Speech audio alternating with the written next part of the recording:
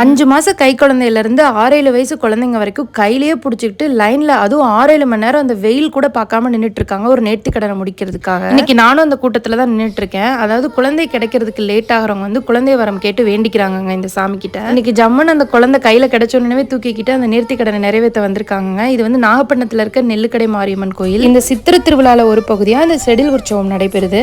இந்த செடில் உற்சவம் வந்து இங்கே பல வருஷமாக நடந்துட்டு இருக்கு. ஒவ்வொரு சித்திரை திருவிழா அப்பையும் பூசாரி காத்தவராயன் வேடமிட்டு இந்த மாதிரி செடில் மரத்துல ஏறி குழந்தை வரம் கேட்டு குழந்தை கிடைச்சவங்க அந்த குழந்தை பிறந்ததும் கூட்டிட்டு வந்து இந்த மாதிரி செடில் மரத்துல ஏத்தி விடுவாங்க.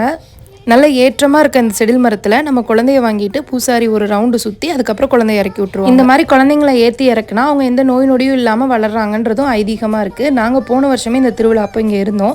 அப்ப எங்களுக்கு புதுசு, இதை பத்தி தெரிஞ்சுக்கிட்டோம்.